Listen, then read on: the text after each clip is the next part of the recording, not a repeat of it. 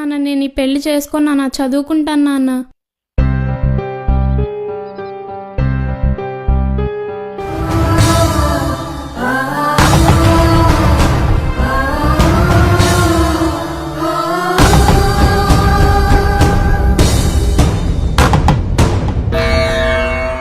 నేను మీ అమ్మాయిని దీవించడానికి రాలేదు.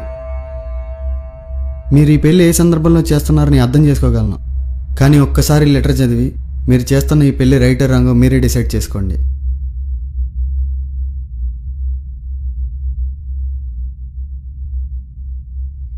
గౌరవనీయులైన మాస్టారు గారికి, మీ విద్యార్థి నర్మదా రాయనది. మా ఇంట్లో వాళ్ళు నాకు పెళ్లి సంబంధం కుదిర్చారు. కానీ నాకు ఇప్పుడప్పుడే పెళ్లి చేసుకోవాలని లేదు. బాగా చదివి పోలీసుని అవ్వాలన్న ఆశ నాకు బాగా ఉంది. మీరు స్కూల్లో పాఠాలు చెప్తున్నప్పుడు ఎందరో స్త్రీలు కత్తి పట్టి కలం పట్టి మగవాళ్లకు ధీటుగా చరిత్రలో నిలిచారన్నది విన్నప్పుడల్లా నేను కూడా చదువుకొని స్వశక్తితో ఉన్నతంగా ఎదిగి కష్టాల సుడిగుండంలో ఉన్న నా తల్లిదండ్రులను సుఖపెట్టాలని, వారికి మంచి జీవితం అందించాలని ఎన్నో ఊహించుకున్నాను మాస్టారు. మీరిచ్చిన స్ఫూర్తి, నేర్పిన సంస్కారం నన్ను ఇలా ఆలోచింపజేస్తున్నా. తెల్లవారితే కాయ కష్టం చేసి బ్రతుకు జీవుడా అని ఇంటికి వచ్చే నా తల్లిదండ్రులు నన్ను చూసి మురిసిపోతూ నా గురించి బంగారు కలలు కంటారు. ఆ కలల్లోనే ఆనందాన్ని అనుభవిస్తున్నారు. పెళ్లి చేస్తే నా కూతురు భర్త నీడలో నూరేళ్లు చక్కని జీవితం అనుభవిస్తుందని, ఆడపిల్లకు అంతకంటే ఇంకేం కావాలని మురిసిపోతున్నారు. నా మనసులోని మాట చెప్పాలన్నా పొంగే వారి ఆశల మీద నీళ్లు జల్లటం కాదా మాస్టారు?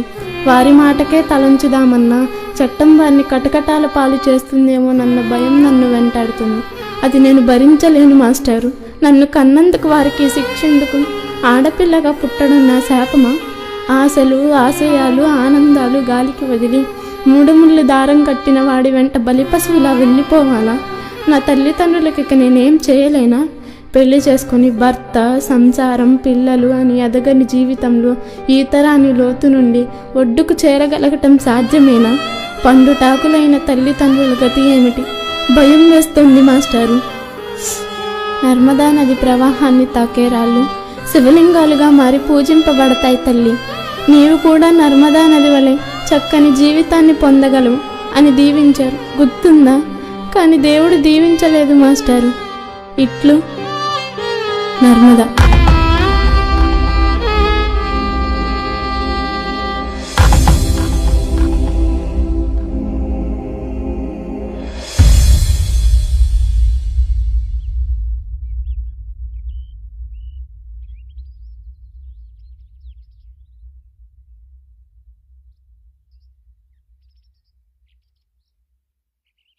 నమస్కారం అయ్యా.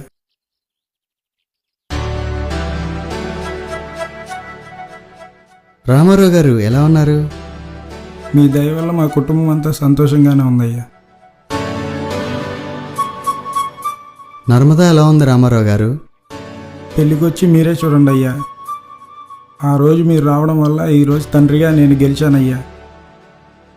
నా కూతురు మీద మీ ఆశీస్సులు ఎల్లప్పుడూ ఇలాగే ఉండాలయ్యా. ఉంటానయ్యా.